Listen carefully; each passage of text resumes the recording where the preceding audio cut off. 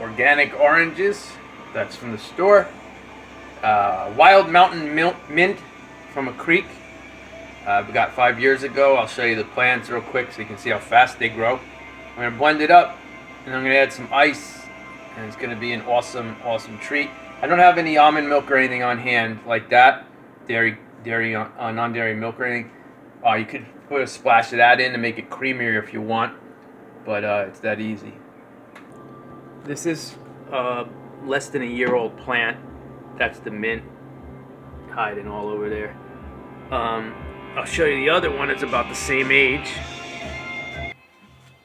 Here's a, ooh, hold on one second, can't see it. Here's another one. Here's the original one. I cut it down a few times and it grows back really nice. So that's the original one.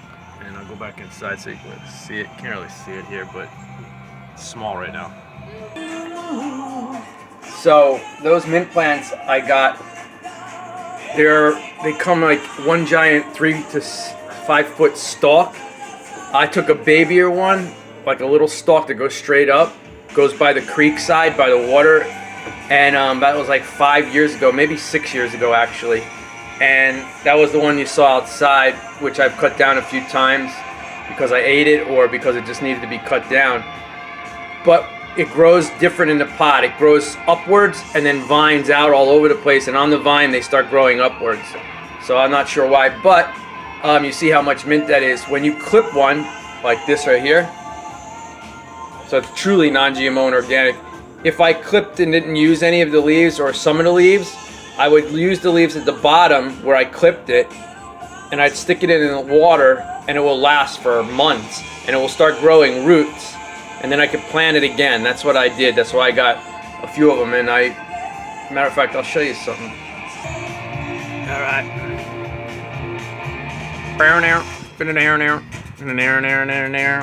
This grew about double the size in about 4 days. Taking my time, just moving along. You remember me all life long. All right, so sometimes I do that. I give them away to neighbors or something, or I'll plant them outside or whatever.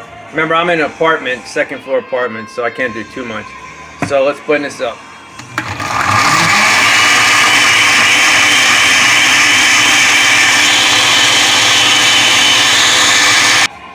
Oh, that's good. Yesterday I made grapefruit and mint.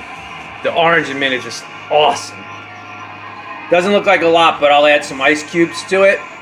And if you ever add too much ice, add another orange. This is 2 oranges.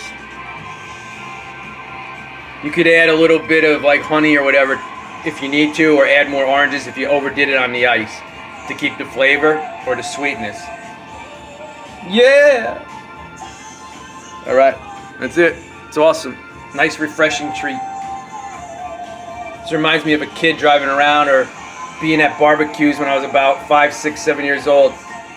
Came out in like 76, I think, 77. Real awesome band. I remember being at barbecues or pool parties or in the car or going to the beach, and some younger people next to my parents would have this blaring from their radio.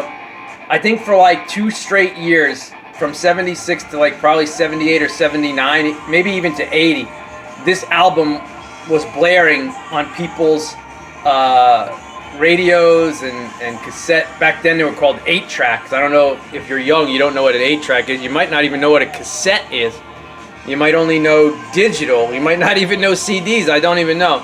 But I grew up with 45s, 33s, 78s, their records, and 8-tracks, which were these big, like, think of like Nintendo or something in the 80s. Video game cassettes, like these big square plastic things. Well, in your radio, back in the day, in your radio, you had like this big opening, right? And you shoved that thing in like a video game, and it was a tape. Then they went to little small cassettes. They were just called cassettes, I guess. There were smaller versions, and they were tape because they had some kind of film tape on them. I still think that's amazing that you can put music on a record or on a tape. It's just absolutely amazing.